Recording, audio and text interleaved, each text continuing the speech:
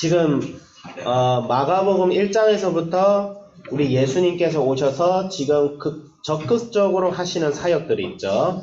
그게 뭐냐면 복음을 전하고 회개하라 천국이 가까이 왔다. 그래서 세례 요한이 먼저 예수님을 위한 그 사역의 길을 잘 닦아놨어요. 그러니까 이 세례 요한이 딱 나타나서 뭘 했냐면, 봐라 얘들아, 우리가 조상님들이 대대로 오신다고 하셨던 그 예수님이 이제 오신다 이렇게 얘기하시고, 세례 요한이 잡히시고 예수님이 이제 짠 하고 등장해서 이제 복음을 전파하기 시작합니다. 천국이 가까이 왔다. 그러니까 여기서 천국이 가까이 왔다는 말은 우리 입장에서 보면 아니 이게 무슨 소리야, 우리가 예수님 믿고 천국 가는 거 아니야? 이렇게 생각할 수도 있는데, 이스라엘 백성들 입장에서는, 이스라엘 백성들이 어떤 사람들이에요? 조상 대대로 구약의 말씀을 믿어온 사람들이에요. 근데 이 구약의 말씀이 끝에 가면 뭘 얘기하냐면 메시아가 올 것이다. 우리 민족을 해방할 메시아가 올 것이다. 왜냐하면 이스라엘 백성들이 바벨론 치하에 있었고 지금 어느 나라 치하에 있어요? 로마 제국의 치하에 있단 말이에요. 그렇죠? 근데 이스라엘 백성들이 다시 독립적으로 하나님을 믿는 백성이 될 것이고 나머지 이방 민족은 다 쓸어버릴 거야. 그렇게 믿었어요. 사실 그렇지가 않거든. 사실 메시아가 오신 목적은 이스라엘 백성들뿐만 아니라 이 땅에 사는 모든 열방을 구원하기 위해서 이스라엘 백성을 선택하신 거예요. 그걸 구약 말씀에도 나오는데 이스라엘 백성들은 그렇게는 안 믿고 있던 상황에 예수님이 오셨어요. 약속대로 오셨는데, 아니 그럼 예수님이 오셨으면 이스라엘 백성들 상황에서 뭘 기대해야 돼? 이제 이스라엘을 독립시켜가지고 로마 친일 로마가 아니고 우리나라는 일본이 식민지 지배를 했으니까 로마를 싹 쓸어버리고 독립을 해야 되잖아. 그렇죠? 예수님이 하신 게 네 가지밖에 없어요. 뭐예요? 복음을 전했어요. 천국이 가까이 왔다. 그 다음에 뭐예요? 제자를 삼았어요. 제자를 삼고. 그 다음에 뭐 했어요? 이거 안 좋아하시는 분들도 있어. 귀신을 쫓아내고 병을 고쳤어요. 귀신 쫓고 병 고치는 거를 그냥 하나로 본다고 하면, 왜냐하면 이제 질병이 일어나는 원인은 영적인 원인도 분명히 있습니다. 물론 영적인 원인만 가지고 얘기하면 안 돼. 병원 가서 치료 받아야 돼. 비타민C 잘 먹고 건강관리 해야 돼요. 막 지 혼자 패스트푸드 연락에 처먹고 막 비만인데 이게 귀신 때문이에요? 이러면 머리통을 한번 후갈겨야죠. 어쨌든 그런 게 아니고 그런 건 아닌데 병 고치는 사역과 귀신 쫓는 것을 동일시했어요. 성도님 죄송합니다. 이제 애들한테 하다 보니까 용어가 좀 거친데 되게 방송 용어라 인터넷 방송 용어라 생각해 주시고 어쨌든 자 그래서 그러고 있어요. 예수님께서 병을 막 고치십니다. 병을 고치시고 귀신 쫓아내시고 제자들 삼으시고, 예수님이 병을 너무 잘 고쳐, 귀신을 너무 잘 쫓아내. 그래서 바리새인들이 저거 귀신의 왕이다. 근데 왜 예수님이 그렇게 비난을 들으셨냐면 예수님이 율법을 어겨요. 아니 안식일에는 일을 하지 말아야 되는데 안식일에 일합니다. 그냥 선한 일을 하다 보니까 고치겠구나 라고 하는데, 너무 결정적인 장면이 3장에 이삭의 안식일에 이삭을 뽑아 먹었다 제자들이, 그 얘기가 나와요. 근데 참 희한하게도 바리새인들이 지나갈 때 그 짓을 하셨어요.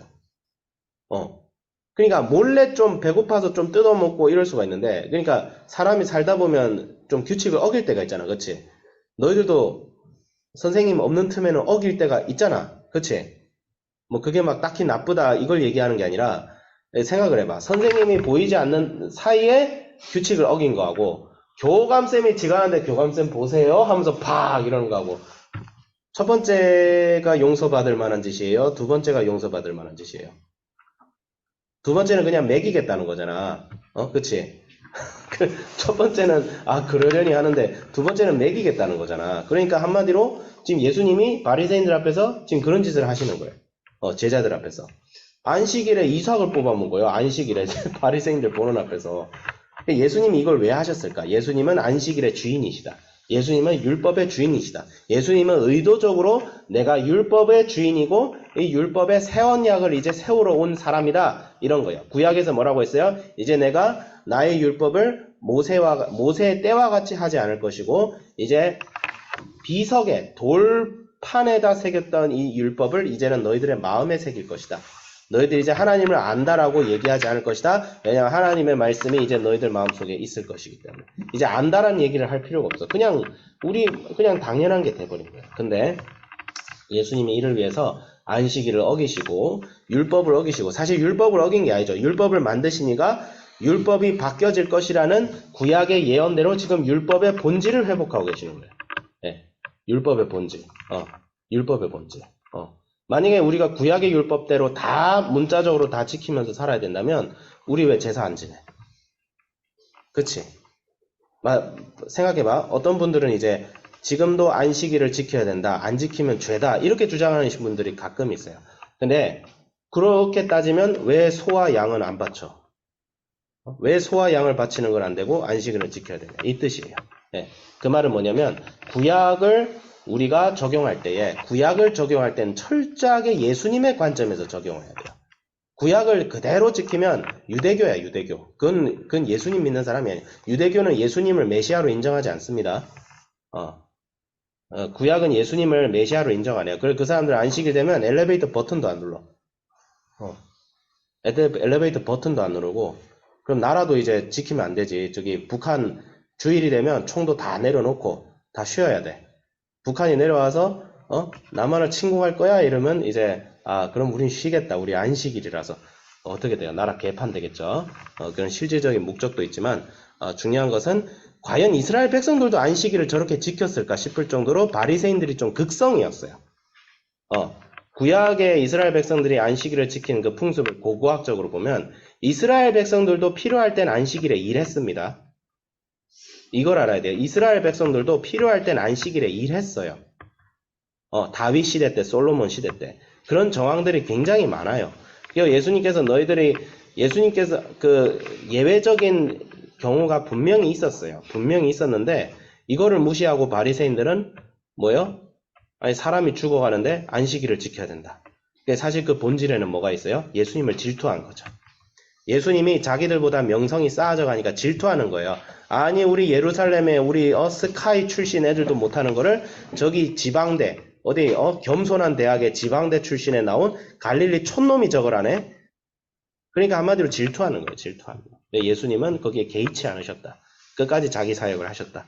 그러면서 이제 마가복음 4장의 내용에 씨 뿌리는 자의 비유를 이해할 필요가 있어요. 선생님이 서론이 길었는데 마가복음 4장 13절부터 20절 씨 뿌리는 자 비유에 대한 설명이 나오죠. 21절부터 23절은 등불을 등경 위에 두어야 방이 밝아진다. 갑자기 그 얘기가 나와요. 그러니까 이게 뭐냐면 이 비유와 이 비유는 연결되어 있다는 거예요. 같은 얘기를 하고 있다. 24절부터 25절은 잘 듣고 헤아리는 그것이 그 자신에게 미칠 영향. 그러니까 잘 듣고 헤아려라. 너희들이 있는 자는 더 받겠고 없는 자는 있는 것도 빼앗긴다. 너무 이상하지, 그치? 왜 이렇게 냉혹해? 우리 예수님 말씀 너무 냉혹하지 않아? 아니, 없는 사람에게 좀 줘야 될 거 아니야, 그치? 그쵸? 왜 딴 데 보노? 날 봐. 날 봐. 남학생들 날 봐. 왜 이렇게 바닥 봐? 바닥에 지금 마음이 다 소환사의 협곡으로 가 있는지 아니면 발로란트로 가 있는지 잘 모르겠는데, 어찌됐든, 그럴 수 있어요. 잘 집중해서 들으세요. 그래서, 씨 뿌린 자의 비유를 우리가 어떻게 설명을 하자면, 씨 뿌리는 자의 비유는 우리가 씨를 뿌리는 사람의 관점에서 봐야 돼요. 씨를 뿌리는 사람. 그러니까 우리가 말씀을 전하고 사역할 때에 열매가 맺어지는 사람도 있지만 열매가 맺어지지 않는 사람이 거의 대다수다. 길가박 같은 사람도 있어요. 사탄이 그냥 채가죠. 돌박 같은 사람들도 있어요. 말씀을 그냥 이런 분들이 있어요. 말씀을 받을 때는 진짜 기쁨을 받아. 어머 할렐루야 은혜로워요. 그런데 받고 나서 하루 이틀 뒤에는 변한 게 없어. 이게 뭔가 싶은데 말씀이 깊이 뿌리 내리지 못하죠. 그래서 어려운 일이 있고 있으면 그래요. 근데 우리가 다 그래요. 우리가 사실 다 돌박 같은 사람들이에요, 원래. 예, 우리가 원래 다 돌박 같은 우리가 그런 다 정체성을 가지고 있는데 그렇다는 거죠. 그리고 이제 가시밭. 이건 뭐예요? 예, 세상 염려, 근심, 걱정이 앞서는 거예요. 그걸 예수님 앞에 내려놓지 못해서 말씀이 뿌리를 내리지 못한다. 그런데 옥토는 뭐예요? 말씀이 뿌리 내린다. 그래서 이걸 가지고 이제 전통적으로 어떻게 해석을 했어요? 야, 우리가 다 옥토가 돼야 돼. 그렇죠? 밭을 기경해야 돼. 그러면 이제 다른 곳에서는 아니야, 이건 다 예정된 거야. 예정된 거야. 이거는 옥토를 가르란 말이 아니야. 근데 말씀은 항상 복합적으로 봐야 되죠. 예, 둘 다 맞아요. 사실 둘 다 맞는 말입니다. 누구는 무조건 그런데 이제 이거는 우리 말씀을 전하는 사람 입장에서 보면 낙심하지 말라는 거예요. 내가 말씀을 전하는 복음을 전해서 누구는 열매를 맺지 않고 변화되지 않는 것처럼 보이지만 누구는 변화된다. 낙심하지 마라. 그렇게 비유를 예수님께서 본질적으로 전한 거예요. 그러면 이제 등경 위에 등불을 등경 위에 두라. 이 말이 이해가 되죠. 이게 뭐예요? 등불을 말 아래 둔다는 것은 뭐예요? 말씀을 전하지 않는다는 거예요. 복음을 안 전한다는 뜻이에요. 나만 잘 믿고 그냥 그런 건데 그렇지 않다는 거예요. 말씀을 등경 위에 두어라. 말씀이 빛이 되도록 해라. 이 세상의 빛과 소금이 되도록 해라는 거예요. 어떻게? 우리가 그 말씀을 실천해 나가면서 또 어떻게? 우리가 이 말씀을 전하면서 이거는 확신합니다. 우리가 말씀대로 살아가고 하나님 뜻을 사모하며 우리의 일상을 살아가면 반드시 말씀을 전하고 복음을 전하게 돼 있습니다. 빛이 되거든. 낭중지추라고 합니다. 바늘을 송곳을 헝겊으로 감싸다 해서 그 송곳은 반드시 튀어나와요. 그래서 반드시 복음을 전하게 돼 있어요. 그래서 참 희한한데 복음을 잘 전하시는 분들의 특징을 보면 복음을 열심히 전하기도 하지만 자기가 복음을 전하려 하지 않아도 복음이 전해져요. 되게 희한합니다. 사람들이 그 사람을 보고 당신 누구야? 이러면서 막 물어요. 복음을 전하게 돼 있어요. 네. 복음을 그냥 전하게 돼 있습니다. 내가 전할 의도가 없는데 전하게 돼 있어요. 그렇다고 이걸 너무 또 강화해서 야 봤지? 관계 전도만 해. 네 입으로 예수를 미리 전하지 마. 이렇게 얘기하는 사람들인데 그것도 잘못됐어요. 내 입으로 전해야 돼요. 내 입으로 기회가 있을 때마다 나는 교회를 다니고 나는 예수를 믿어. 이걸 전해야 돼. 그렇다고 막 어거지로 막 집으로 찾아가서 막 사람 자고 있는데 새벽에 예수님은 당신을 사랑하십니다. 막 새벽 4시에. 그럼 어떻게 해? 예수님이 내려와서 걔 뒤통수 때리고 싶겠죠. 네. 그 짓 하지 말고 그래서 자연스럽게 사람에게 피해를 주지 말고 땅 밟게 하지 말고 땅 밟게 하시면 그 땅 밟기 잘못된 거예요. 물론 이제 자기가 조용히 절에 가서 기도하면서 뭐 땅을 밟겠다 이거는 괜찮은데 이제 절 안에 들어와 가지고 막 대웅전에서 기타 치면서 할렐루야 이러면 아니잖아요. 그거는 구약에도 그렇게 하라고 하지 않았기 때문에. 그래서 잘 듣고 헤아려라. 24절 25절 이건 뭐예요? 그 말씀을 받아들이는 자와 받아들이지 않는 자의 차이가 그만큼 크다는 거예요. 그러니까 말씀을 듣고 성장하는 사람은 더 성장하게 돼 있어요. 그러니까 이게 여기서 차이가 나는 거예요. 지금 이 자리에서 우리 학생들 잘 들어요. 여기서 내가 말씀을 듣고 내가 이 말씀으로 결실을 맺어 나갈 것인가 맺어 나가지 않을 것인가. 내가 이 말씀을 듣고 한번 진지하게 하나님이 살아계시는지 생각해 볼 것이냐 아니면 그냥 무시하고 그냥 아유 피곤하다. 이 행동의 차이가 큰 차이를 만들어내요. 마치 화살을 쏘아 올릴 때 각도가 조금만 비틀어져도 화살이 꽂히는 그 목적지가 굉장히 다르잖아요. 그와 같은 거예요. 말씀에 관심을 가지고 이 말씀대로 살겠다는 그 작은 결단이 나중에 가면 큰 차이를 만들어내요. 그래서 있는 자는 받을 것이요 없는 자는 있는 것도 뺏긴다는 거예요. 그래서 우리가 말씀 사역할 때 중요한 것은 얼마나 많은 사람이 예수를 믿는지를 생각할 것이 아니라 물론 많은 사람들이 예수 믿어야 돼요. 복음을 전할 때 반드시 제자와 군중으로 나뉘어진다. 헌신된 소수와 예수를 믿기는 믿지만 헌신되지 않는 다수로 나뉘어져요. 근데 예수님께서는 제자를 키우는 데 집중하셨어요. 그리고 궁극적인 목표는 단순히 교회를 다니는 사람들이 많아지는 걸 이상으로 교회를 다니는 모든 사람들이 제자가 되는 것이 목표예요. 근데 그거는 성경적으로 봐도 알겠지만 좁은 길을 가는 사람이 많지는 않습니다. 제자의 길이 좁은 길이에요. 이 좁은 길, 넓은 길은 믿는 자와 믿지 않는 자로 비유를 들 때가 많은데 아니 그래도 우리 세계 1위 종교가 기독교예요. 전 세계 사람들의 3분의 1이 기독교를 믿어요. 그럼 이게 뭐지?